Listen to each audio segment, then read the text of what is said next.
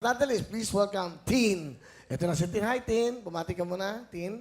Hi, binabati ko nga po pala yung lola ko na laging nanonood.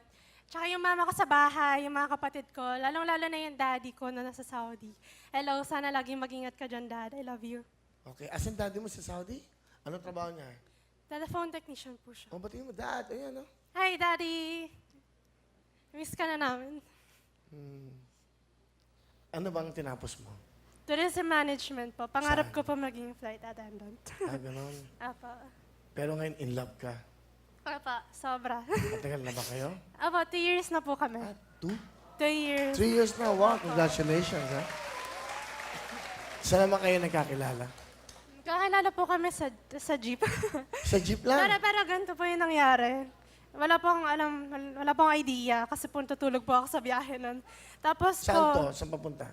ano po, mula sa amin hanggang pa monumento. Saan? Saan ka ba? Ano po, papasok po ako ng school. Tapos po, ito kasi, kunento niya rin sa akin kung paano niya nakuha yung pangalan ko. Ano po, tinabihan niya po ako sa jeep. At pagod-pagod po ako, syempre, thesis days. Tapos tutulog ako sa biyahe. Tapos, hindi ko namamalaan yung ID ko nakabayang niya.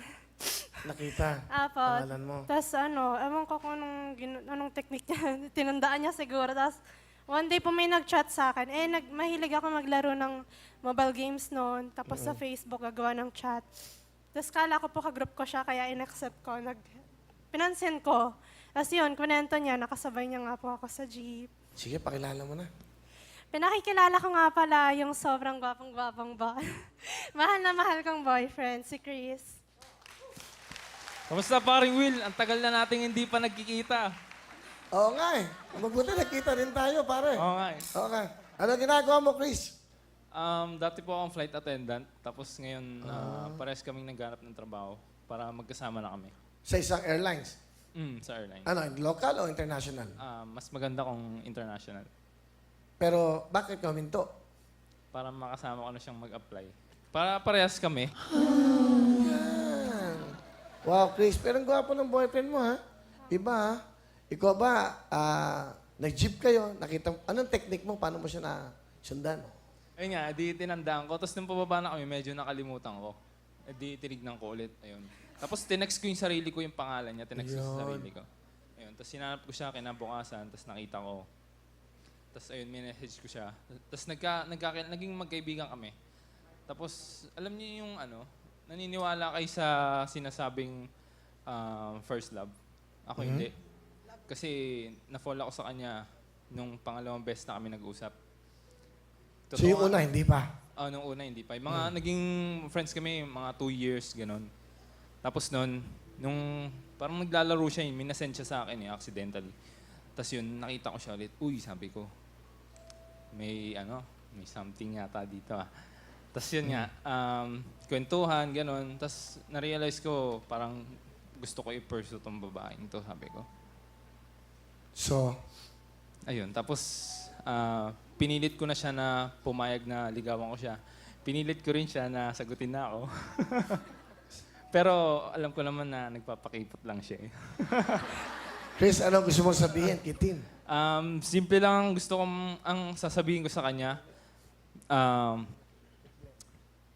Iingatan kita, poprotektahan kita kahit kanino. Tsaka higit sa lahat, ipagmamalaki kita. Mahal na mahal kita. Yun.